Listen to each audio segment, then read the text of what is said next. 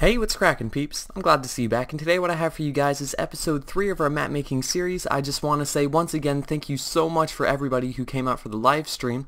So the first project that we worked on inside the live stream was we created this lake right here, and you might be like, well, what the heck? Why is it staggered like this? Well, that's just because the point of view is actually from down here, and I wanted it to be able to be seen from below, and just having one flat layer wouldn't have been able to achieve that. Also, another thing that we've done is we have the next region. So we have the mountainous region, and now we're going to have the forest region per se, and it's going to be tribal themed. I have a whole bunch of huts over here and trees that I want to place all over the place. We're making good use of the new banners, which I'm very happy about. Thank you very much, Jeb.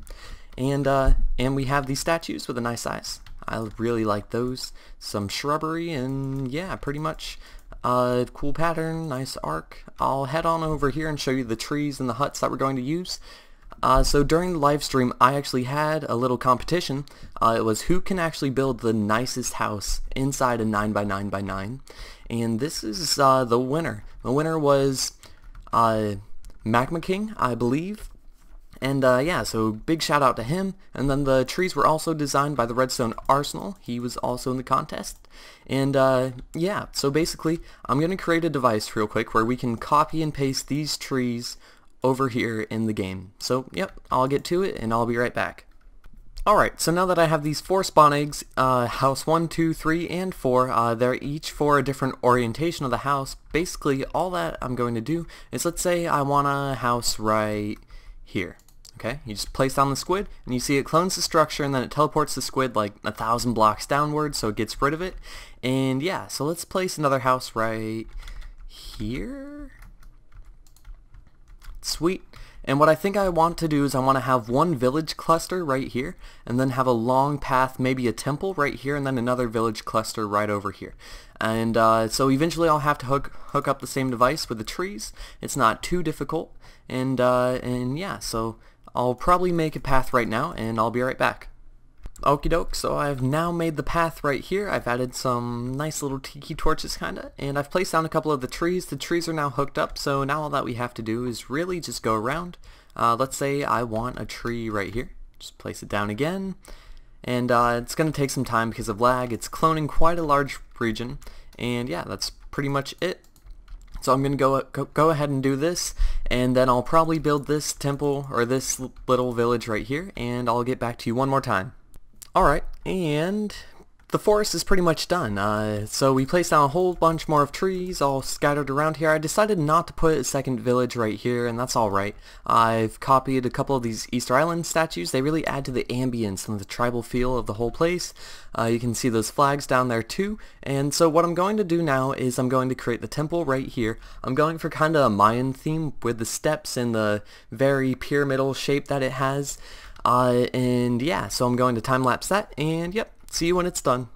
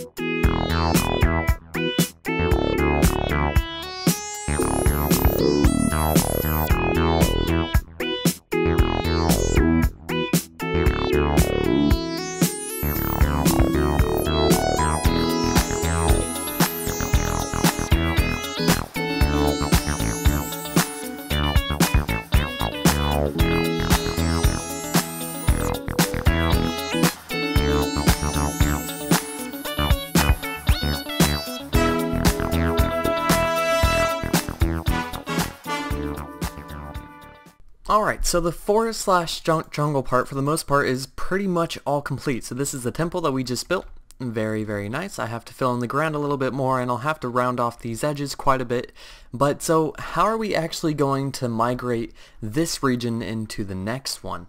I kind of want to do the same type of bridge and maybe a river again, but let me just get on building and maybe I can see where I go.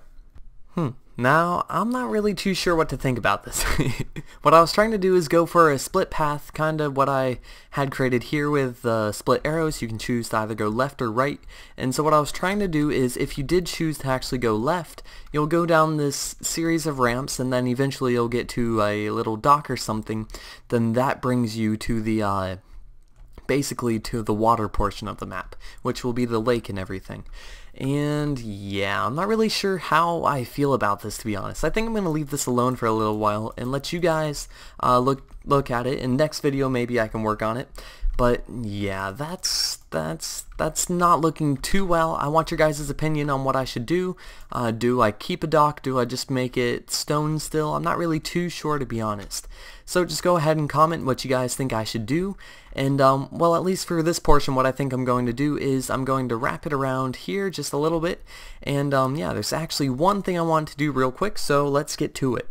So as I mentioned before, I do actually do live streams, okay? And I've gotten a couple donators, and I just want to show my thanks to them by putting their names on some of these houses, by making some of these little Easter eggs and everything.